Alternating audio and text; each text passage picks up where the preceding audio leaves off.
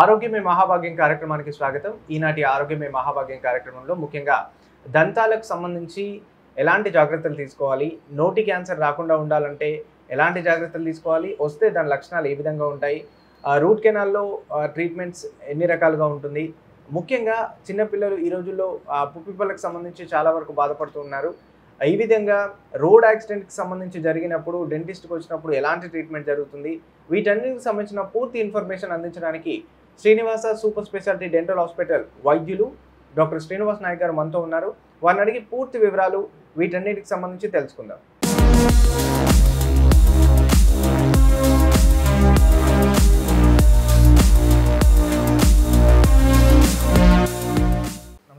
నమస్తే అండి. చెప్పండి సార్, ముందుగా రూట్ కెనాల్ అంటే ఏంటి, అది ఎందుకు చేస్తారు, దానికి ఎన్ని విజిట్స్ రావాల్సి ఉంటుంది? ఓకే, నా పేరు doctor Srinivas Nayak, assistant professor, root canal specialist. నేను సిద్దిపేటలో Srinivasa super speciality dental hospital నిర్వహిస్తున్నాము. సో ముఖ్యంగా రూట్ కెనాల్ ట్రీట్మెంట్ అంటే ఏంటి, ఎందుకు చేయాల్సి వస్తుంది అనే విషయాల గురించి మాట్లాడుకుంటే, అసలు రూట్ కెనాల్ ట్రీట్మెంట్ అంటే ఏంటంటే, ఇనీషియల్గా పళ్ళు ఎప్పుడైతే పుచ్చిపోతాయో మనం వెంటనే డెంటిస్ట్ని సంప్రదిస్తే కనుక మనం చిన్నపాటి ఫిల్లింగ్స్ అనేది ఉంటాయి. సో దాంట్లో గ్లాస్ ఐనోమర్ సిమెంట్స్ కానీ కాంపోజిట్ సిమెంట్స్ అనేవి ఉంటాయి. సో చిన్నగా పళ్ళు ఎప్పుడైతే పళ్ళ మధ్యలో ఇరుక్కుంటుందో ఆ కండిషన్లో వెళ్తే కనుక మనం చిన్నపాటి సిమెంట్స్ ద్వారా ఫిల్ చేసుకోవచ్చు. ఆ స్టేజ్లో వెళ్ళకుండా దాని తదుపరి స్టేజ్కి దంత వైద్యుని కనుక మనం సంప్రదించినట్లయితే అప్పటికి మనం ప్రతి పంటి లోపల 3 పొరలు ఉంటాయి. ఎనామిల్, డెంటిల్, పల్ప్ అనే ఒక 3 పొరలు ఉంటాయి. సో ఎప్పుడైతే ఈ పన్ను పుచ్చిపోవడం అనేది ఎనామిల్ మరియు డెంటిల్ని దాటిన తర్వాత పల్ప్ అనేటటువంటి సాఫ్ట్ టిష్యూని చేరినట్లయితే ఆ కండిషన్లో మనం సిమెంట్ వేయడానికి ఉండదు. సో అలాంటి ఎప్పుడైతే పన్ను పుచ్చిపోయి నరం వరకు వెళ్తుందో అప్పుడు మాత్రమే మనం రూట్ కెనాల్ ట్రీట్మెంట్ చేయాల్సి ఉంటుంది. అది దానికి సంబంధించి అసలు ఎన్ని విజిట్స్ రావాల్సి ఉంటుంది? అయితే రూట్ కెనాల్ చాలా మందిలో అపోహలు ఏమైతే ఉంటుందంటే, రూట్ కెనాల్ ట్రీట్మెంట్ని సింగిల్ విజిట్లో చేయొచ్చు కదా, 2 విజిట్స్లో చేయొచ్చు కదా అనేటటువంటి క్వశ్చన్స్ ఎదురవుతూ ఉంటాయి. మాకు ఎప్పుడైతే మా దగ్గరికి పేషెంట్స్ వస్తారో అలాంటి క్వశ్చన్స్ వస్తుంటాయి. ఆ సింగిల్ విజిట్ 2 సార్లు చేయడం అనేది మా చేతుల్లో ఉండదు. ఎప్పుడైనా కానీ రూట్ కెనాల్ ట్రీట్మెంట్ని నంబర్ ఆఫ్ విజిట్స్ డిసైడ్ చేసేది ఏంటంటే లెవెల్ ఆఫ్ ఇన్ఫెక్షన్. సో ఎప్పుడైతే ఇన్ఫెక్షన్ ఎక్కువగా ఉంటుందో అప్పుడు మనం నంబర్ ఆఫ్ విజిట్స్ అనేది పెంచుకోగలుగుతాం. సో వ్యాధి తీవ్రతను బట్టి మనం రూట్ కెనాల్ ట్రీట్మెంట్ని సింగిల్ విజిట్లో చేయడమా, 2 విజిట్స్లో చేయడమా, 3 విజిట్స్లో చేయడమా అనేది మనం ఎక్స్రే తీసిన తర్వాత దాని యొక్క వ్యాధి తీవ్రతను బట్టి మనం డిసైడ్ చేయాల్సి ఉంటుంది. అసలు రూట్ కెనాల్కి సంబంధం అంటే పేషెంట్ ప్రాబ్లంతో వచ్చినప్పుడు రూట్ కెనాల్ చేయాలి అని ఎలా ఐడెంటిఫై చేస్తారు? అదే సార్, ఇందాక చెప్పినట్టుగా మనము పుచ్చిపోవడం అనేటటువంటిది మనం ఎక్స్రే తీసినట్లయితే, ఈ రోజుల్లో అధునాతన టెక్నాలజీస్ ఉన్నాయి. ఒకప్పుడు ఫిలిమ్స్ ద్వారా ఎక్స్రే తీసేవాళ్ళం. ఇప్పుడు ఏంటంటే రేడియో విజియోగ్రఫీ అనేటటువంటిది లేటెస్ట్ టెక్నాలజీస్ వచ్చినాయి, ఓపీజీ అనేటువంటిది. ఆ ఎక్స్రే తీసిన తర్వాత ఆ క్యావిటీ ఎప్పుడైతే, ఫర్ ఎగ్జాంపుల్ ఇక్కడ చూపిస్తున్నట్టు క్యావిటీ, ఇప్పుడు ఇది మన బ్లాక్ కలర్ కనిపించేదంతా నర్వస్ పార్ట్ అన్నట్టు. సో ఈ పుచ్చిపోయి ఎప్పుడైతే దీనికి తాకుతుందో మనకి ఎక్స్రేలో విజిబిలిటీ ఉంటుంది. సో ఎప్పుడైతే ఈ నరాన్ని తాకినప్పుడు మనం అప్పుడు డిసైడ్ చేయొచ్చు. ఆ కండిషన్లో మాత్రమే పేషెంట్ మన దగ్గరికి నొప్పితో వస్తారు. సో అలాంటి కండిషన్లోనే మనం రూట్ కెనాల్ ట్రీట్మెంట్ చేయాల్సి ఉంటుంది. అది ఈ రూట్ కెనాల్ చేసిన అంటే ప్రతి పన్నుకి క్యాప్స్ అసలు అవసరమా? క్యాప్స్ ఎందుకు పెడతారు అసలు? రూట్ కెనాల్ చేసిన ప్రతి పన్నుకి మనం క్యాప్స్ అవసరమనే చెప్పొచ్చు. ఎందుకంటే మనం రూట్ కెనాల్ చేసిన తర్వాత పన్ను యొక్క గట్టితనం అనేటటువంటిది కొద్దిగా తగ్గిపోయే ఛాన్స్ ఉంటుంది. దాని యొక్క పంటికి ఉన్నటువంటి న్యాచురల్ స్ట్రెంగ్త్ అనేది తగ్గిపోతూ ఉంటుంది. సో మనం ఆర్టిఫిషియల్ ఫిల్లింగ్ మెటీరియల్ పెడతాం కాబట్టి సో దాని యొక్క టూత్ యొక్క స్ట్రెంగ్త్ని పెంచడం కోసం క్యాప్స్ అనేది వేస్తూ ఉంటాం. ఫర్ ఎగ్జాంపుల్ ఇక్కడ నుంచి ఇదంతా ఫిల్లింగ్ మెటీరియల్ పెట్టిన తర్వాత ప్రతి పన్ను మీద ఈ రకమైనటువంటి క్యాప్స్ పెట్టడానికి మనకు ఛాన్స్ ఉంటుంది. ఎప్పుడైతే ఈ క్యాప్ మనం రూట్ కెనాల్ చేసిన పన్ను మీద పెడతామో పన్ను యొక్క న్యాచురాలిటీ, అదేవిధంగా పన్నుకు రావాల్సినటువంటి స్ట్రెంగ్త్ అనేది పెరుగుతూ ఉంటుంది. అందుకే మనం రూట్ కెనాల్ చేసిన ప్రతి పంటికి కూడా క్యాప్స్ పెట్టుకుంటే కనుక మనకే బెనిఫిట్ అయ్యే ఛాన్సెస్ చాలా ఎక్కువగా ఉంటాయి. ఒకవేళ క్యాప్ అంటే పెట్టకపోతే మళ్ళీ పన్ను పోయే అవకాశం ఉంటుందా? పన్ను పోదు సార్. పన్ను రూట్ కెనాల్ చేసిన పన్నుకి మనం క్యాప్స్ వేయకపోతే గట్టి పదార్థాలు ఏమైనా తింటున్నప్పుడు విరిగిపోయే ఛాన్సెస్ చాలా ఎక్కువగా ఉంటాయి అంతే. ఎందుకంటే మీరు అన్నట్టు ఇప్పుడు న్యాచురల్ టీత్స్ మనకు ఉన్నారు, ఆర్టిఫిషియల్ టీత్స్ కూడా మీరు పెడుతున్నారు. ఆ రెండింటికి సంబంధించి అంటే మన న్యాచురల్ టీత్తో ఏదైతే మాంసం తినగలుగుతామో ఆర్టిఫిషియల్ టీత్తో అంటే దానికి సంబంధించిన పదార్థాలు తినగలుగుతామో దానికి దీనికి డిఫరెన్స్ ఏంటి అసలు? మనం అన్ని రకాల పనులు చేసుకోవచ్చు. మనం న్యాచురల్ టూత్తోనైతే హార్డ్ సబ్స్టెన్సెస్ కానీ సాఫ్ట్ సబ్స్టెన్సెస్ కానీ ఏదైతే ఫుడ్ పార్టికల్స్ తీసుకుంటున్నామో అదే రకమైనటువంటి ఆహార పదార్థాలు మనం ఈ క్యాప్స్ వేసిన తర్వాత కూడా ఎలాంటి రెస్ట్రిక్షన్స్ లేకుండా మనం తీసుకోవచ్చు. వాటిలో ఎలాంటి మార్పు అనేది లేదు. ముఖ్యంగా మనం ఈ రోజుల్లో చూస్తున్నాం చిన్నపిల్లలు చాలా వరకు అంటే చాక్లెట్స్ తినడం వల్ల మిగతా అవన్నీ దాంట్లో టీత్లో ఇరుక్కుపోయి చిన్నపిల్లలు చాలా వరకు పొప్పిలు రావడం చూస్తున్నాం. ముఖ్యంగా అవే రీజన్స్ అంటారా, లేకపోతే వాళ్ళ టీత్ అంత హెల్దీగా ఉండకపోవడం వల్ల అలా పుచ్చిపోతుంటాయి? అసలు రీజన్ ఏంటి? అయితే చాలామంది చిన్నపిల్లల్లో మనం చూసేటటువంటి సాధారణ సమస్య ఏంటంటే చిన్నపిల్లల ఓరల్ హెల్త్ మనం అంత పెద్దగా పట్టించుకోం. సో వాటిలలో ఎలాంటి సమస్య వస్తూ ఉంటుందంటే చిన్నపిల్లల్లో వాళ్ళు ప్రాపర్ స్కూల్స్కి వెళ్ళేటప్పుడు కానీ ఇంట్లో ఉన్నప్పుడు కానీ వాళ్ళు ఏంటంటే స్టిక్కీ ఫుడ్స్ ఎక్కువ తీసుకుంటూ ఉంటారు. స్టిక్కీ ఫుడ్స్ అంటే ఈ చాలా రకాలుగా ఉంటుంది. చాక్లెట్స్ రూపంలో కానీ ఐస్ క్రీమ్ రూపంలో కానీ వాటిలో ఉన్నటువంటి షుగర్ సబ్స్టెన్సెస్ ఏం చేస్తాయి అంటే టూత్ పైన స్టిక్కీ ఫుడ్స్ చాక్లెట్ తిన్న తర్వాత దాన్ని వెంటనే క్లీన్ చేసుకోకపోవడం వల్ల ఏమైందంటే ఈ స్టిక్కీ ఫుడ్స్ మన న్యాచురల్ టూత్ పైన అతుక్కుపోయి దాన్ని డీమినరలైజ్ చేస్తూ ఉంటుంది. అంటే పన్ను యొక్క న్యాచురాలిటీని అది తగ్గిస్తూ ఉంటుంది. ఆ డీమినరలైజ్ చేయడం వల్ల ఎనామిల్ పైన ఉన్న లేయర్ అనేది అరిగిపోయి దానికి ఏంటంటే పుచ్చిపోవడం అనేటటువంటిది చిన్న సందులాగా ఏర్పడి పుచ్చిపోవడం స్టార్ట్ అవుతూ ఉంటుంది. సో మనం చిన్నపిల్లల్లో ఈ రావడానికి రీజన్ ఏంటంటే వాళ్ళ ఓరల్ హెల్త్ని మనం అబ్జర్వ్ చేయకపోవడం ఒకటి అయితే, వాళ్ళు తీసుకున్న స్టిక్కీ ఫుడ్స్ ఎంబడే పిల్లలకి బ్రషింగ్ టెక్నిక్స్ అనేటటువంటిది మనం అలవాటు చేయగలిగితే కనుక చిన్నపిల్లల్లో ఇలాంటి సమస్యలను చాలా మటుకు నివారించవచ్చు. మనం ఒకవేళ వచ్చింది చిన్నపిల్లల్లో ఆ పుచ్చిపోవడం జరిగింది, దానికి ట్రీట్మెంట్ ఏ విధంగా ఉంటుంది? చిన్నపిల్లల్లో కూడా సాధారణంగా పెద్దవారికైతే ఏ రకమైనటువంటి ట్రీట్మెంట్ ఇస్తామో అదే రకమైనటువంటి ట్రీట్మెంట్స్ అనేవి అందుబాటులో ఉన్నాయి. ఇనీషియల్ స్టేజెస్లో ఇందాక చెప్పినట్టుగా మనం సిమెంట్ ఫిల్ చేసుకోవడం కానీ, అదే రకంగా అది పెద్ద మన నరం వరకు ఎక్స్టెండ్ అయితే కనుక చిన్నపిల్లల్లో కూడా రూట్ కెనాల్ ట్రీట్మెంట్స్ అందుబాటులో ఉంటాయి. మన దగ్గరికి వచ్చే పేషెంట్స్ ఏమని అంటూ ఉంటారంటే చిన్నపిల్లలకు కూడా మనం రూట్ కెనాల్ ట్రీట్మెంట్ చేయవచ్చా సార్? ఎందుకంటే కింద నుంచి పర్మనెంట్ దంతాలు వస్తూ ఉంటాయి కదా, శాశ్వత దంతాలు వస్తుంటాయి కదా, పాల పనులకు రూట్ కెనాల్ ట్రీట్మెంట్ చేయాల్సిన అవసరం ఏముంటుంది సార్ అనే క్వశ్చన్స్ అనేవి మనకు కామన్గా రేజ్ అవుతూ ఉంటాయి. సో అలాంటి వారికి మనం ఏమైతే సలహాలు ఇస్తామంటే మనం పాల పన్ను గనక దాదాపుగా 8 నుంచి 11 సంవత్సరాల వయసు వరకు పాల పన్ను మనం నోట్లో మెయింటైన్ చేయాల్సి ఉంటుంది. ఒకవేళ సార్ అది పాల పన్నే కదా రూట్ కెనాల్ ట్రీట్మెంట్ చేయకుండా మీరు తీసేయండి అని చాలామంది క్వశ్చన్స్ వేస్తూ ఉంటారు. ఎప్పుడు అలాంటి కండిషన్స్లో మేము ఏమని సలహాలు ఇస్తూ ఉంటామంటే పేషెంట్స్కి ఒకవేళ పాల పన్ను తీయాల్సిన స్టేజ్ కంటే ఎర్లీగానే తీసేస్తే ఏమవుతుంది అంటే దాని అడ్జసెంట్ పనులు ఏమవుతుంది అంటే పక్కనకు జరిగిపోతాయి. ఓకేనా? ఫర్ ఎగ్జాంపుల్ ఇక్కడ తీసుకున్నట్లయితే ఇప్పుడు ఈ పన్ను ఉంది, ఇక్కడ ఒక పాల పన్ను వచ్చింది అనుకుందాం, ఇక్కడ ఈ పన్ను తీసేసి కింద నుంచి పర్మనెంట్ పన్ను వస్తూ ఉంటుంది. సో ఇది తీసేసిన ఎంబడి ఏమైందంటే పక్కన ఉన్న పన్ను కాస్త ఈ పన్ను ఇటు జరిగిపోతుంది, ఈ పన్ను ఇటు జరిగిపోయి కింద నుంచి పర్మనెంట్ పన్ను రావడానికి ప్లేస్ లేకుండా అయిపోతుంది. ప్లేస్ లేనప్పుడు తర్వాత వచ్చే కాన్సిక్వెన్సెస్ ఏంటంటే ఈ పన్ను ఈధర్ లోపలికన్నా వస్తుంది లేదంటే బయటికి వస్తూ ఉంటుంది.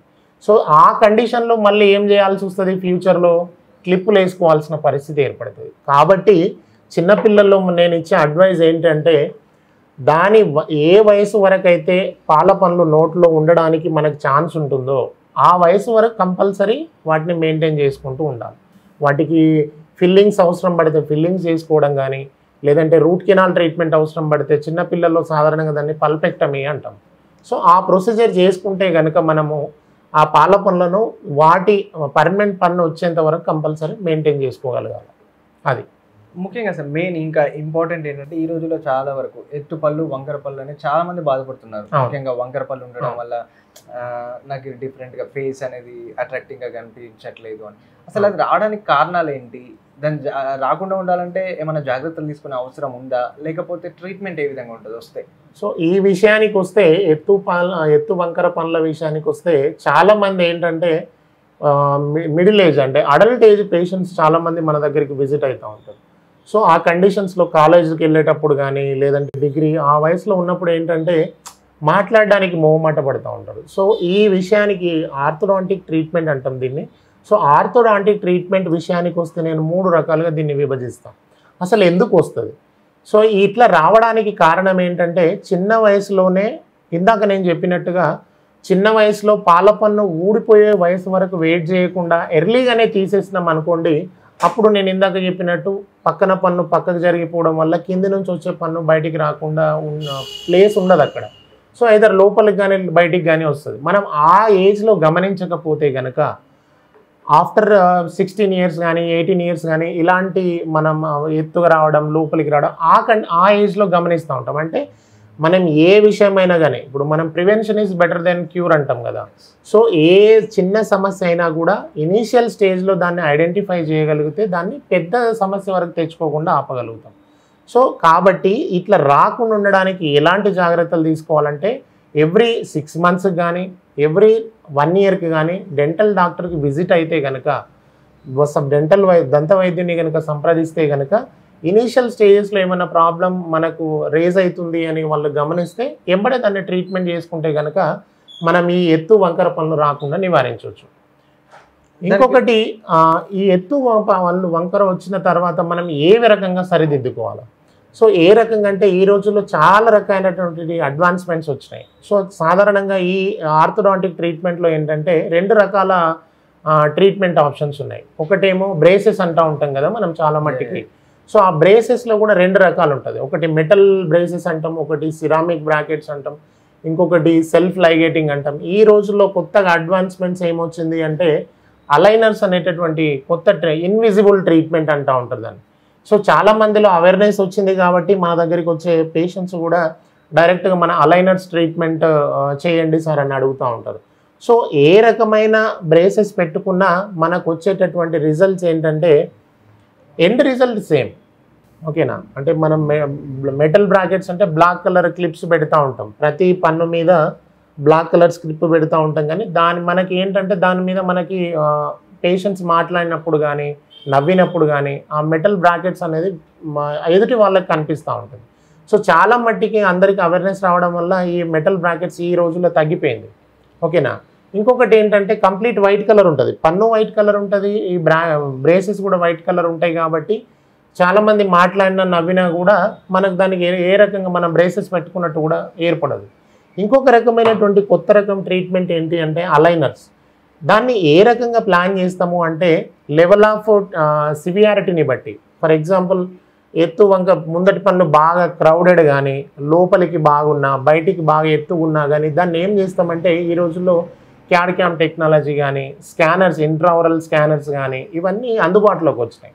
సో మనం మాన్యువల్ ప్రొసీజర్లో కాకుండా ఈ నోట్ని అంతా స్కాన్ చేస్తాం. ఫస్ట్ స్కాన్ చేసిన తర్వాత మనకి ఏమి ఇస్తారు అంటే పళ్ళ పైన పెట్టుకోవడానికి ఆ స్కాన్లో మనకు అర్థమైపోతుంది ఎన్ని మంత్స్ రావాల్సి వస్తుంది ఈ ట్రీట్మెంట్కి, ఎన్ని ట్రేస్ అవసరం పడతాయి అనేటటువంటిది మనకు ఆ స్కాన్ చెప్తుంది అన్నమాట. సో మనకు ఒక 30 ట్రేస్ అవసరం పడతాయా 40 ట్రేస్ అవసరం పడతాయా అనేది మనకు ఆ స్కాన్లోనే మనకు తెలిసిపోతుంది అనమాట. సో దాని ప్రకారం ట్రేస్ కనుక మనం వియర్ చేసుకున్నట్లయితే దాని లెవెల్ ఆఫ్ దాని వ్యాధి యొక్క తీవ్రతను బట్టి ఓకేనా. సో 30 ట్రేస్ అయితే 30 ఎవ్రీ 1 మంత్కి ఒకసారి చేంజ్ చేయాల్సి వస్తుంది, కొన్ని ట్రేస్ ఎవ్రీ 15 డేస్కి ఒకసారి చేంజ్ చేయాల్సి వస్తుంది. సో దాని ప్రకారం మనం చేసుకుంటే కనుక వీటిని సరైన పద్ధతిలో మనం అలైన్మెంట్ చేసుకోవడానికి ఛాన్సెస్ ఉంటాయి. అంటే ఇప్పుడు మీరు అన్నట్టు దాంట్లో అలైనర్స్ అన్నారు, మిగతా వాటికి అలైనర్స్కి అసలు డిఫరెన్స్ ఏంటి? ఇది ఏమో మనం ప్రతి పన్ను మీద మనం పెట్టినట్టు అవుపడుతూ ఉంటుంది సార్. మెటల్ బ్రాకెట్స్ అయినా కానీ సిరామిక్ బ్రాకెట్స్ అయినా కూడా మనం ప్రతి పన్ను మీద పెట్టినట్టు కనిపిస్తూ ఉంటుంది. అదే అలైనర్స్ అనుకోండి మనం అసలు మనకు ఆ బ్రేసెస్ ఉన్నట్టుగా మన బ్రేసెస్ ఉండవు, ఇందులో ఓన్లీ ట్రేస్ ఉంటాయి, ఇన్విజిబుల్ ట్రేస్ ఉంటాయి. అది చాలా అధునాతమైనటువంటి ఆర్థోడాంటిక్ ట్రీట్మెంట్లో చాలా అత్యాధునికమైన పద్ధతి అన్నట్టుగా చెప్పుకోవచ్చు మనం. బట్ రిజల్ట్ దానికంటే దీంట్లో తొందరగా ఉంటుందా? రిజల్ట్ అనేది సేమా? రిజల్ట్ సేమే ఉంటుంది సార్, కాకపోతే ఒకవేళ మైనర్ చేంజెస్ ఉంటే కనుక తొందర అయ్యే ఛాన్సెస్ ఎక్కువ ఉంటుంది. ముఖ్యంగా ఈ రోజుల్లో కూడా మనం బ్రష్ చేస్తున్నప్పుడు చిగుళ్ళ నుంచి బ్లడ్ వస్తూ ఉంటుంది. అవును. ఈ చిగుళ్ళ వ్యాధితో బాధపడే వారికి అసలు ఎలాంటి లక్షణాలు ఉంటాయి, అవి రాకుండా ఎలాంటి జాగ్రత్తలు తీసుకోవాలి? సో మనం చాలా మట్టికి రూరల్ ఏరియాస్లో ఏం చూస్తూ ఉంటున్నామంటే మనం బ్రష్ చేసినప్పుడు బ్లీడింగ్ రావడం అనేది గమనిస్తూ ఉంటున్నాం. సో ఆ బ్లీడింగ్ రావడానికి కారణం ఏంటి అంటే చిన్నప్పటి నుంచి మనం ప్రాపర్ ఓరల్ మనం బ్రషింగ్ టెక్నిక్స్ అనేది వాళ్ళకి తెలియకపోవడం. బ్రషింగ్ అందరు చేస్తారు కానీ దాన్ని కావాల్సినటువంటి పద్ధతిలో చేయకపోవడం వల్ల మనం గారా అనేటటువంటిది చిగుళ్ళ మధ్యలో పేరుకుపోయి దాన్ని ఎప్పుడైతే మనం ఎక్స్టర్నల్ ఆబ్జెక్ట్ బ్రష్ కానీ ఇంకేదో పెట్టినప్పుడు ఏమవుతూ ఉంటుందంటే వెంబడే బ్లడ్ రావడం అనేది జరుగుతూ ఉంటుంది. సో దీనికి ముఖ్య కారణం ఏంటంటే బ్రషింగ్ చేస్తూ ఉంటాం కానీ సరైన పద్ధతిలో బ్రషింగ్ చేయకపోవడం అనేది మొదటి సమస్య. ఇంకొకటి ఏంటి అంటే ఎవ్రీ 6 monthsకి ఒకసారి దంత వైద్యుని సంప్రదించకపోవడం అనేటువంటిది రెండో సమస్య. ఇంకొకటి ఏంటి అంటే స్టిక్కీ ఫుడ్స్ తీసుకోవడం వల్ల కూడా మనం అన్ని పండ్ల సందుల్లో పేరుకుపోయి చిగుళ్ళని ఇరిటేట్ చేస్తూ ఉంటుంది. సో ఎప్పుడైతే ఇరిటేట్ చేస్తూ ఉంటుందో చిగుళ్ళ నుంచి రక్తం రావడం అనేది చాలా మందిలో గమనిస్తూ ఉంటాం. సో చాలా మందిలో చిగుళ్ళ సమస్యలు అనేది ఇలాంటి జాగ్రత్తలు తీసుకోకపోవడం వల్ల వస్తూ ఉంటాయి అన్నమాట. సో వాటికి ఎలాంటి ట్రీట్మెంట్స్ ఉంటాయి అంటే ఇందులో కూడా వ్యాధి తీవ్రతను బట్టే చెప్పుకోవచ్చు. ఇనీషియల్ స్టేజ్లో కనుక వాళ్ళు దంత వైద్యుని సంప్రదిస్తే నార్మల్ క్లీనింగ్ చేసుకోవడం వల్ల మనం పనులన్నీ క్లీనింగ్ చేసుకోవడం వల్ల దాన్ని అల్ట్రాసోనిక్ స్కేలింగ్ అంటూ ఉంటాం. సో అల్ట్రాసోనిక్ స్కేలింగ్ చేయడం వల్ల మనం ఏంటంటే ఈ బ్లీడింగ్ అనేటటువంటిది చిగుళ్ళ నుంచి రక్తం రావడాన్ని అరికట్టవచ్చు. ఓకేనా? లేదు ఇంకా అడ్వాన్స్మెంట్కి వెళ్ళిపోయింది, ఇంకా అడ్వాన్స్డ్ స్టేజ్కి చిగుళ్ళ వ్యాధి వెళ్ళిపోతే కనుక లేజర్ ట్రీట్మెంట్స్ అనేటటువంటివి అందుబాటులో ఉన్నాయి. ఈ రోజుల్లో లేజర్ అత్యాధునిక పద్ధతిలో లేజర్ ట్రీట్మెంట్ ద్వారా చేయడం వల్ల మనం ఆ వ్యాధిని అరికట్టవచ్చు. మరి లేజర్ ట్రీట్మెంట్ వాడడం వల్ల వచ్చే లాభాలు ఏంటి సార్ అని అనొచ్చు. ఓకేనా? సో లేజర్ వాడడం వల్ల ఏమవుతుంది అంటే నార్మల్ అల్ట్రాసోనిక్ స్కేలింగ్ చేయడం వల్లనేమో క్లీనింగ్ చేసేటప్పుడు బ్లీడ్ అవుతుంది. మొత్తం ట్రీట్మెంట్ అయిపోయిన తర్వాత 1 or 2 days పెయిన్ ఉండేటటువంటి ఛాన్స్ ఉంటుంది. అదే కనుక మనం లేజర్ ట్రీట్మెంట్స్ వాడినట్లయితే కనుక painless procedure at the same time treatment మొత్తం అయిపోయిన తర్వాత కూడా పెయిన్ అనేది ఉండకుండా మనం నివారించవచ్చు. సో దీనికి దానికి తేడా అదే ఉంటుందన్నమాట. చాలా రిజల్ట్స్ లేజర్ ఎప్పుడైనా కానీ ఎప్పుడైతే అడ్వాన్స్డ్ ఎక్విప్మెంట్స్ కానీ అడ్వాన్స్డ్ టెక్నాలజీ వాడినప్పుడు దాని రిజల్ట్స్ కూడా చాలా బాగుంటుందనే చెప్పవచ్చు. ముఖ్యంగా ఈ రోజుల్లో చాలా యాక్సిడెంట్లు అవుతున్నాయి.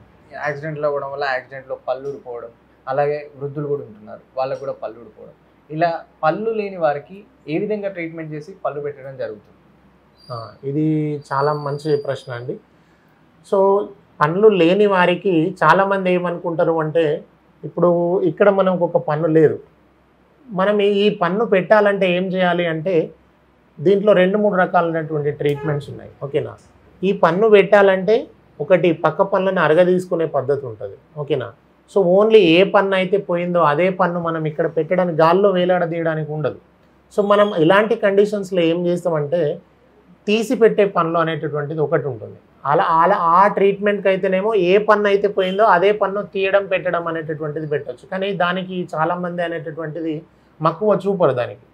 సో సార్ ఏది ఉన్నా కానీ మాకు ఫిక్స్డ్ పనులే కావాలని చాలామంది అడుగుతూ ఉంటారు. అలాంటి వారికి ఏం చేస్తామంటే ఏ పన్ను అయితే పోయిందో ఆ ఏరియాలో మనం ఎక్స్రే తీసిన తర్వాత పక్క పన్నుల సపోర్ట్ తీసుకొని ఈ రకంగా పెడతామన్నమాట. అంటే ఒక పన్ను పోతే పక్కన 2 పన్నుల సపోర్ట్ తీసుకొని ఈ రకంగా 3 పన్నులకు కలిపి ఈ రకమైనటువంటి పెడతాం. దీన్ని ఫిక్స్డ్ పార్షల్ డెంచర్ అంటాం. ఇంకొక రకమైనటువంటి టెక్నాలజీ ఏంటంటే సార్ ఇప్పుడు ఒకటే పన్ను పోయింది కదా, దానికోసం మనం పక్కన రెండింటిని అరగదీయాల్సిన అవసరం ఏమొచ్చింది సార్, ఒకటే పన్ను పెట్టండి అంటే ఇంకొక రకమైన అడ్వాన్స్మెంట్ ఏంటి అంటే ఇంప్లాంట్స్ ట్రీట్మెంట్ అంటాం. సో ఏ పన్ను అయితే మనకి ఇక్కడ పోయిందో అదే పన్నుకి ఇట్లా స్క్రూ అమర్చుతాం అన్నమాట. మన బాడీలో ఉన్న ఈ దవడ ఎముకకి ఇలాంటి స్క్రూ అమరుస్తాం, దీన్ని ఇంప్లాంట్ అంటారు. సో ఇంప్లాంట్ పెట్టినప్పుడు ఏంటి అంటే దాని మీదనే ఒక సింగిల్ టూత్ వస్తుంది, పక్క పన్నులను అరగదీసేటటువంటి ఛాన్స్ అనేది ఉండదు ఈ రకమైన ట్రీట్మెంట్లో. సో దీని ఇంప్లాంట్కి మరి దీనికి దానికి తేడా ఏంటి అనే క్వశ్చన్ రావచ్చు. ఓకేనా? సో ఇంప్లాంట్ ఎప్పుడైనా కానీ అత్యాధునికమైనది, అదే రకంగా బాడీలో ఉన్న ఎముకతో మర్జ్ అవుతుంది కాబట్టి దాని యొక్క లాంజివిటీ అంటే దానికి అది నోట్లో ఉండేటువంటి లాంజివిటీ అనేది పెరుగుతూ ఉంటుంది. ఇంకొక రకమైన ఏంటంటే పక్క పళ్ళను అరగదీసేటటువంటి సమస్య దీని ద్వారా తగ్గించవచ్చు. ఇది అడ్వాన్స్ ట్రీట్మెంట్. దీనికి అయ్యేటటువంటి ఖర్చు కూడా కొద్దిగా ఎక్కువనే చెప్పుకోవచ్చు. అది ఇంప్లాంటేషన్ అనేది దాదాపుగా మీరు పక్క పళ్ళని అరగదీసి పెడతా అన్నారు కదా, సో అరగదీసిన పళ్ళకి ఈ పళ్ళు పెట్టడం వల్ల ఏదైనా ఎఫెక్ట్ అయ్యే అవకాశం ఉంటుందా? సో మనం ఏ కండిషన్లో ఎఫెక్ట్ ఉంటుంది అంటే, మనం ఫర్ ఎగ్జాంపుల్ ఒక ఏజ్ గ్రూప్ 30-40 ఇయర్స్ వాళ్ళని చూసుకున్నట్లయితే చాలామందిలో అరుగుదల సమస్య అనేది కనిపిస్తూ ఉంటుంది. పనులు అనేటటువంటి ఏజ్ రిలేటెడ్ ప్రాబ్లం అది. సో అలాంటి అరిగిపోయిన పనుల మీద మనం రూట్ కెనాల్ ట్రీట్మెంట్ చెయ్యకుండా మనం దాన్ని సపోర్ట్ తీసుకున్నట్లయితే కనుక సెన్సిటివిటీ పెరిగే ఛాన్సెస్ ఉంటుంది. సో మనం ఎప్పుడైనా కానీ పక్క పనులను సపోర్ట్ తీసుకునేటప్పుడు తర్వాత పన్ను పెట్టిన తర్వాత ఎలాంటి సమస్యలు రాకుండా ముందే దాన్ని మనం పరిగణలోకి తీసుకొని అలాంటి సమస్య రాకుండా ముందే రూట్ కెనాల్ ట్రీట్మెంట్ చేసి పన్ను పెడతాం అన్నమాట. అది స్మైల్ డిజైనింగ్ అంటే ఏంటి, దానికి సంబంధించి ట్రీట్మెంట్స్ ఎన్ని స్టేజెస్లో ఉంటాయా, లేకపోతే ఏ విధంగా ఉంటుంది అసలు? ఈ రోజుల్లో స్మైల్ డిజైనింగ్కి చాలా ప్రాముఖ్యత పెరిగిందనే చెప్పుకోవచ్చు. ఎందుకంటే చాలామందికి ఓరల్ హైజీన్ గురించి అవేర్నెస్ పెరిగిపోతూ ఉంది. అంటే ఒకప్పుడున్న అవేర్నెస్ కన్నా ఇప్పుడు చాలామంది అవేర్నెస్ వచ్చింది. నోటి ఆరోగ్యం గురించి చాలామందికి అవేర్నెస్ వచ్చింది. మీరు అన్నట్టు స్మైల్ డిజైనింగ్ అనేది చాలా మంది ఎక్కువ లేడీస్ ప్రిఫర్ చేస్తారు. బట్ స్మైల్ డిజైన్ అనేది లుకింగ్ కోసమే ఈ రోజుల్లో చేస్తున్నారా, లేకపోతే ఓవరాల్ హెల్త్ కోసమే చేస్తున్నారా? స్మైల్ డిజైనింగ్కి ఓరల్ హెల్త్కి యాక్చువల్గా రిలేషన్ కొద్దిగా తక్కువనే చెప్పుకోవాలా, ఓకేనా? సో స్మైల్ డిజైనింగ్ అనేది ఎందుకు దీన్ని ఇది ట్రీట్మెంట్ చేయించుకుంటూ ఉంటారు అంటే, చాలామంది యాక్టర్స్ దీనికి ప్రిఫర్ చేస్తూ ఉంటారు.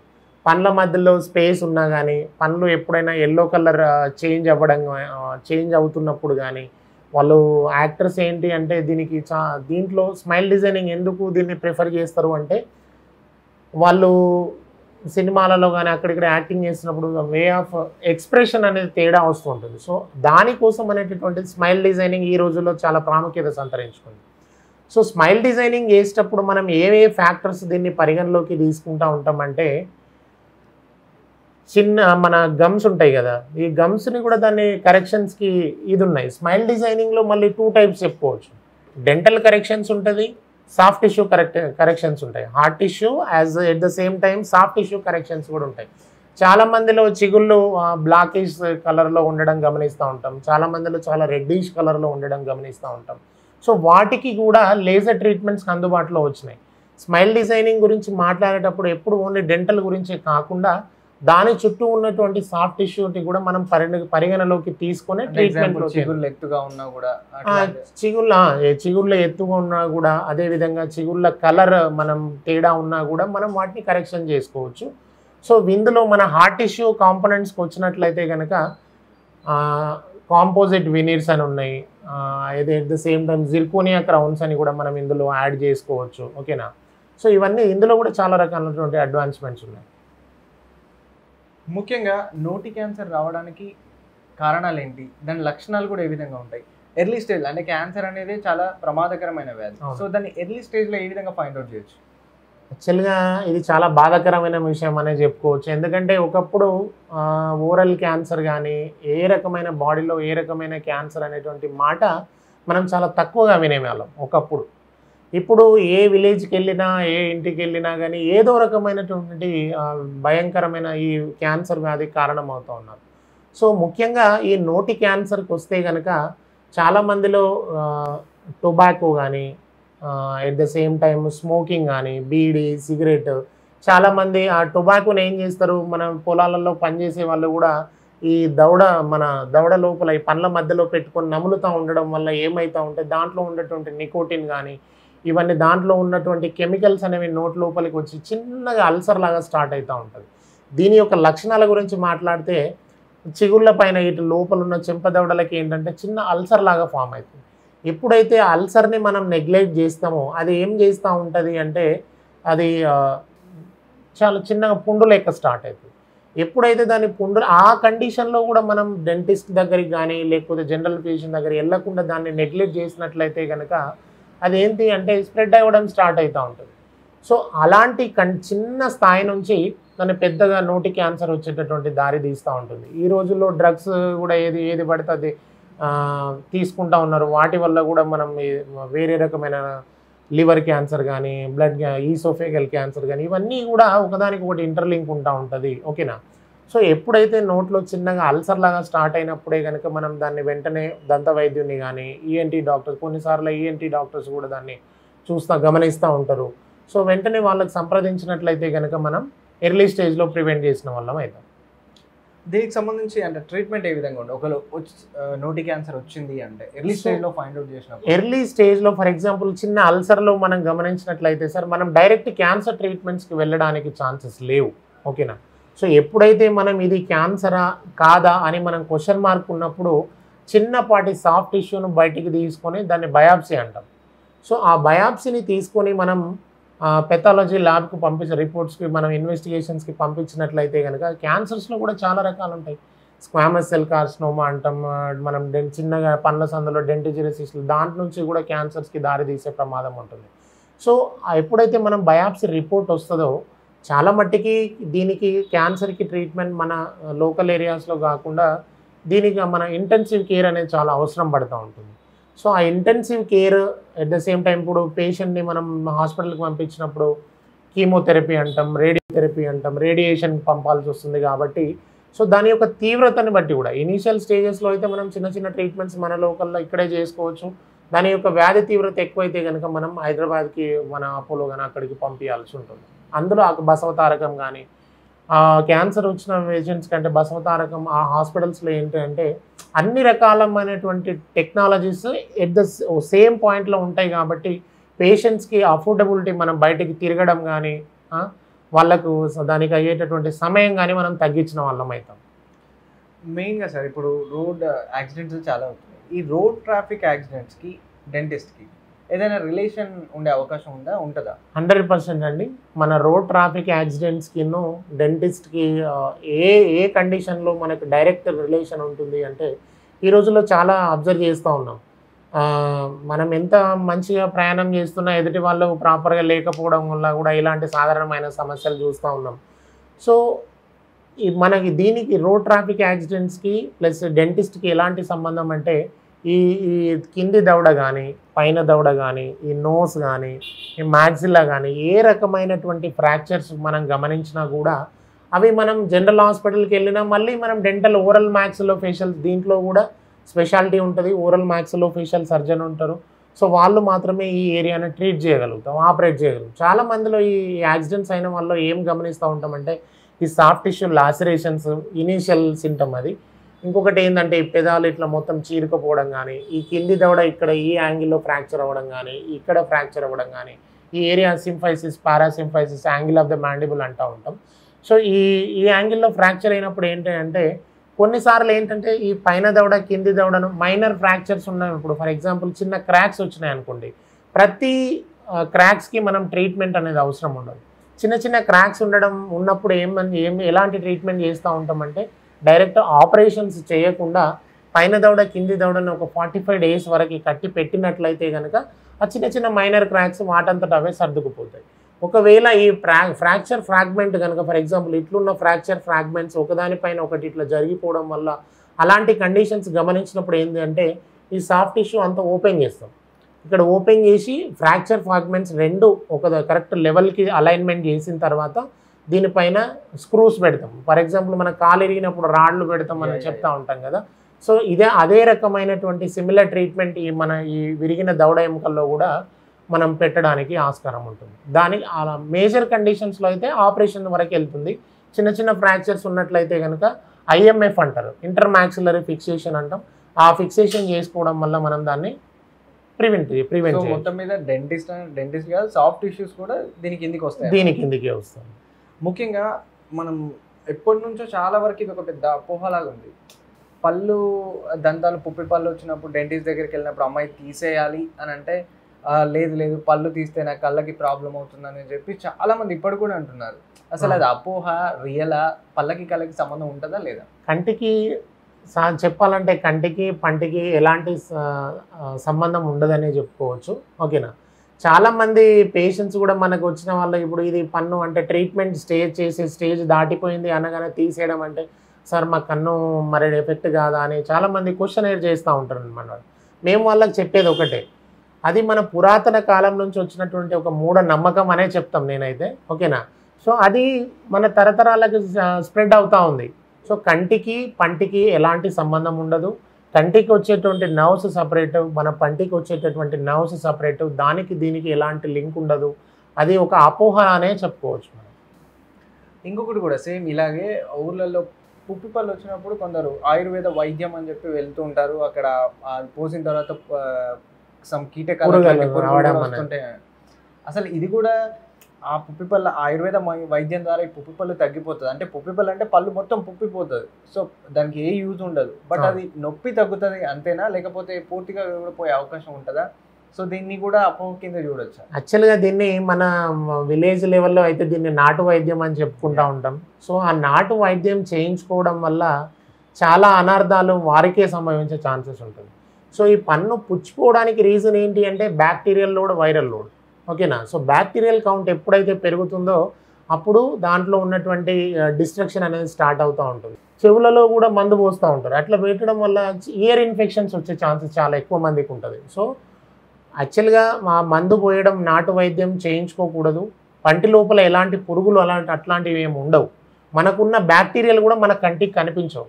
సో నేను చెప్పేటటువంటి విషయం ఏంటి అంటే నాటు వైద్యం కానీ అట్లా చేయించుకోవడం వల్ల ఇయర్ ఇన్ఫెక్షన్స్, థ్రోట్ ఇన్ఫెక్షన్స్ ఇవన్నీ ఒకదానికి ఒకటి ఇంటర్లింక్ సెన్సిటివ్ ఏరియాస్ కాబట్టి కొన్నిసార్లు చెవులే కంప్లీట్గా వినబడని స్టేజ్కి కూడా వచ్చే పరిస్థితి ఉంటుంది. కాబట్టి ఇలాంటి వాటికి మనం ఎంకరేజ్ చేయొద్దు. ఏది ఉన్నా కానీ మనం వైద్యుని సంప్రదించాలి. ఎందుకంటే చాలా అడ్వాన్స్మెంట్స్ వచ్చినాయి, ఎండోస్కోపీస్ వచ్చినాయి, ఇయర్ ఇన్ఫెక్షన్స్ ఉన్న సో నేను చెప్పేటటువంటి విషయం ఏంటి అంటే నాటు వైద్యం కానీ అట్లా చేయించుకోవడం వల్ల ఇయర్ ఇన్ఫెక్షన్స్, థ్రోట్ ఇన్ఫెక్షన్స్ ఇవన్నీ ఒకదానికి ఒకటి ఇంటర్లింక్ సెన్సిటివ్ ఏరియాస్ కాబట్టి కొన్నిసార్లు చెవులే కంప్లీట్గా వినబడని స్టేజ్కి కూడా వచ్చే పరిస్థితి ఉంటుంది. కాబట్టి ఇలాంటి వాటికి మనం ఎంకరేజ్ చేయొద్దు. ఏది ఉన్నా కానీ మనం వైద్యుని సంప్రదించాలి. ఎందుకంటే చాలా అడ్వాన్స్మెంట్స్ వచ్చినాయి, ఎండోస్కోపీస్ వచ్చినాయి, ఇయర్ ఇన్ఫెక్షన్స్ ఉన్న చెవులలో ఏది ఉన్నా కూడా ఎండోస్కోపిక్ అవన్నీ వచ్చినాయి. కాబట్టి మనం అత్యాధునికమైన టెక్నాలజీని వాడుకొని మన ఆరోగ్యం కాపాడుకోవడానికి ప్రిఫరెన్స్ ఇచ్చుకోవాలి. సార్ ఫైనల్గా ఓరల్ హెల్త్ అంటే మన టీత్కి సంబంధించి, మన మౌత్కి సంబంధించి మనం ఆరోగ్యంగా ఉండాలంటే, అంటే ఆరోగ్యం బాగుంటేనే మనం బాగుంటాం. సో ఆ విధంగా ఉండాలంటే మీరు ఇచ్చే సలహాలు, సూచనలు, జాగ్రత్తలు ఏంటి? సో ఇప్పుడు నేను చిన్నపిల్లల నుంచి స్టార్ట్ చేస్తాను. చిన్నపిల్లల విషయానికి వస్తే ప్రతి పర్ డే పిల్లలకి ఇప్పుడు స్కూల్ మార్నింగ్ లేవగానే ఫస్ట్ ఎక్కువ వాటర్ తీసుకోవాలి. వాటర్ తీసుకుంటే ఏంటంటే కనుక నైట్ మనం ఆల్మోస్ట్ ఒక 8 hours 12 hours పిల్లలు వాటర్ తీసుకోకుండా ఉంటారు. కాబట్టి నోట్లో ఉన్నటువంటి బ్యాక్టీరియల్ కౌంట్ అనేది చాలా ఎక్కువగా ఉంటుంది. సో వాటి వల్ల కూడా పుచ్చిపోయే ప్రమాదం ఉంటుంది. కాబట్టి పిల్లలు మార్నింగ్ లేవగానే వాటర్ ఇంటేక్ అనేది మ్యాండేటరీ అలవాటు చేపియాలా పిల్లలతో కానీ మనమైనా కూడా. నెక్స్ట్ ఏంటి అంటే ప్రతి డైలీ కూడా 2 times బ్రషింగ్ అలవాటు చేసుకోవాలి, ఓకేనా. మార్నింగ్ లేవగానే ఒకసారి, అదేవిధంగా నైట్ బిఫోర్ బ్రషింగ్ చేసుకున్నట్లయితే కనుక డే టైం మనం రకరకాల యాక్టివిటీస్ చేస్తూ ఉంటాం. సో నోరు అనేది డే టైంలో కొద్దిగా యాక్టివ్ ఉంటుంది కాబట్టి మనం నీట్గా ఉండే ఛాన్స్. అదే నైట్ మనం పడుకునే ముందు బ్రష్ చేసుకోకపోవడం వల్ల పుచ్చిపోయే ప్రమాదం ఎక్కువ ఉంటుంది. కాబట్టి డైలీ 2 times బ్రషింగ్ అనేది అలవాటు చేసుకోవాలి. సార్ కొందరు నేను డైలీ 3 times కూడా చేస్తాను సార్, క్యావిటీస్ ఎందుకు వస్తాయంటే ఎన్నిసార్లు బ్రషింగ్ చేస్తున్నాం అనేది ఇంపార్టెంట్ కాదు, ఏ రకంగా బ్రషింగ్ చేస్తున్నాం అనేది కూడా ఇంపార్టెంట్, ఓకేనా. సో బ్రషింగ్ టెక్నిక్స్ ఉంటాయి. ఇప్పుడు ఫర్ ఎగ్జాంపుల్ పైన పళ్ళని బ్రష్ చేస్తున్నప్పుడు ఇట్లా కిందికి అనుకుంటూ కిందికి పుల్ చేయడం కానీ, కిందికి వాటికి బ్రష్ చేసినప్పుడు పైకి ఇట్లా చేయడం వల్ల, లోపలి పళ్ళకు బ్రష్ చేస్తున్నప్పుడు బయటికి అనడం వల్ల, అదే వెనకాల పళ్ళకు బ్రష్ చేస్తున్నప్పుడు సర్క్యులర్ మోషన్స్లో బ్రషింగ్ చేస్తే కనుక మనం పళ్ళ మధ్యలో ఇరుక్కున్న ఆహార పదార్థాలన్నీ బయటికి వెళ్ళిపోవడానికి చాలా ఎక్కువ ఆస్కారం ఉంటుంది. మన పళ్ళు పుచ్చిపోకుండడానికి జాగ్రత్త పడిన వాళ్ళం అవుతాం, ఓకేనా. ఇంకొకటి ఏంటి అంటే ప్రాపర్ బ్రషింగ్ చేస్తూ ఉంటారు కానీ ప్రాపర్ బ్రషింగ్ చేస్తారు, ఓకేనా. డైలీ 2 times బ్రషింగ్ చేస్తారు, ప్రాపర్ టెక్నిక్స్తో చేస్తారు. కానీ వీళ్ళు బ్రషింగ్ చేయడం ఎట్లుంటుంది అంటే ఒక 1 hour, half an hour, 40 minutes దాకా బ్రషింగ్ చేస్తూ ఉంటారు. సో టైమ్ ఆఫ్ బ్రషింగ్ కూడా మనం ఇంపార్టెంట్ అనే చెప్పుకోవాలి. సో 2 to 3 minutes కంటే ఎక్కువ బ్రషింగ్ చేయకూడదు. సో ఆ బ్రషింగ్ చేసేటప్పుడు కూడా సెలెక్షన్ ఆఫ్ బ్రషెస్ కూడా ఒక ఇంపార్టెంట్ అనే చెప్పుకోవచ్చు, ఓకేనా. సో చాలా రకాల ఏ కంపెనీ బ్రషెస్ తీసుకున్నా కూడా మనం దాంట్లో సాఫ్ట్, మీడియం, హార్డ్ అనేటటువంటి 3 రకాల బ్రషెస్ ఉంటాయి. ఒకవేళ మనం కట్టుడు పనులు పెట్టుకున్న వాళ్ళం అయితే కనుక కొద్దిగా హార్డ్ బ్రషెస్ యూజ్ చేసుకోవాలా. మనం న్యాచురల్ టీత్కి ఏమో medium type of brushes use చేసుకోవాలి. ఎప్పుడన్నా నోట్లో సర్జరీస్ కానీ అట్లాంటి అయిన కండిషన్స్లో సాఫ్ట్ బ్రష్, చాలా మందికి వీటి మీద అవగాహన ఉండదు. మనం ఓల్డెన్ డేస్ నుంచి చూస్తున్నది ఏంటంటే అజయ్ బ్రష్ మోస్ట్ కామన్గా వాడుతూ ఉంటాం. అది మనం type of selection of brush అనేది ఎప్పుడు కూడా మనం ఓరల్ హెల్త్ కండిషన్ని బట్టి మనం సెలెక్ట్ చేసుకోవాలని నేను ఇంటి ఇవ్వగలుగుతాను. ఓకేనా. ఇంకొకటి ఏంటి అంటే నోట్లో చాలా మందికి నాలుక మీద కానీ ఈ చెంపల మీద లోపల సైడ్ బక్కల మీకోజా అంటూ ఉంటాం, దాని మీద మనం అల్సర్స్ ఫామ్ అవుతూ ఉంటాయి. చాలామంది ఏంటంటే భయపడుతూ ఉంటారు. అది రావడానికి రీజన్స్ కూడా డెంటిస్ట్ దగ్గరికి వచ్చేసారు ఇది ఇట్లా ఎందుకు అవుతూ ఉంటుంది. దీనికి చాలా రకాలు ఉంటాయి. స్ట్రెస్ ఒక ఫ్యాక్టర్ చెప్పుకోవచ్చు, విటమిన్ డెఫిషియన్సీ ఒక ఫ్యాక్టర్ చెప్పుకోవచ్చు. టూత్కి చాలామంది గమనించిన విషయం ఏంటి అంటే టూత్కి షార్ప్ మార్జిన్స్ ఉండడం వల్ల కూడా కంటిన్యూస్ ఇరిటేషన్ అయ్యి కూడా మనకు అక్కడ అల్సర్స్ ఫామ్ అయ్యే ఛాన్స్ ఉంటుంది. సో ఈ నోటి ఆరోగ్యానికి విషయానికి వస్తే మన ఒక సామెత ఉంటుంది, oral health is overall health అనేది. అంటే నోటి ఆరోగ్యం బాగుంటే కనుక మనం ఓవరాల్ హెల్త్ని మనం సూచికగా మనం పరిగణలోకి తీసుకోవచ్చు. అది రైట్. చూసారు కదండి, మొత్తం మీద మన దంతాలకు సంబంధించి ఎలాంటి జాగ్రత్తలు తీసుకోవాలి, బ్రషింగ్ టెక్నిక్స్ ఏంటి, ఇప్పుడు వచ్చిన అత్యాధునిక వైద్యాలు ఏంటి, అంటే మనం అనుకున్నట్టు రూట్ కెనాల్ అంటే రూట్ కెనాల్కి సంబంధించి ఎలాంటి టెక్నిక్స్ ఉన్నాయి, దాంట్లో కూడా లేజర్ టెక్నిక్స్ ఉన్నాయి. వీటన్నిటికి సంబంధించి ఇప్పుడు అన్నట్టుగా ఓరల్ హెల్త్ ఏ విధంగా అంటే మన దంతాల యొక్క నోటి ఆరోగ్యం బాగుంటేనే మన ఆరోగ్యం బాగుంటుంది అన్నట్టు. ఎందుకంటే ప్రతిదీ తినేది నోటి నుండి, బ్రషింగ్ టెక్నాలజీస్ కావచ్చు, దాంట్లో పుప్పి పళ్ళు, వీటన్నింటికి సంబంధించి నాటు వైద్యం కూడా చేసుకోకూడదు. దానివల్ల చాలా ఎఫెక్ట్స్ ఉండే అవకాశం ఉంది. ఎందుకంటే ఆ నాటు వైద్యం చేసుకున్నప్పుడు ఇయర్లో పోస్తారు, లేకపోతే పంటికి పెడతారు, పెట్టినప్పుడు అది ఏదైనా ఎఫెక్ట్ చేయొచ్చు. కాబట్టి ఇలాంటివి ఎంకరేజ్ చేయకుండా మీకు ఏదైనా టూత్ ప్రాబ్లం, టీత్కి సంబంధించిన మౌత్కి సంబంధించిన ప్రాబ్లమ్స్ వచ్చినప్పుడు మీరు వెళ్ళి డెంటిస్ట్ని కాంటాక్ట్ అవ్వండి, దానికి సంబంధించిన వైద్యం చేసుకోండి. దీనికి సంబంధించి డెంటిస్ట్లో ఉన్న అన్ని టెక్నాలజీస్, దీనికి సంబంధించి పూర్తి వైద్యం గురించి వివరంగా చెప్పారు. ఇది ఇవాల్టి ఆరోగ్యమే మహాభాగ్యం కార్యక్రమం. మరో కార్యక్రమంలో మళ్ళీ కలుద్దాం. నమస్తే. నమస్తే.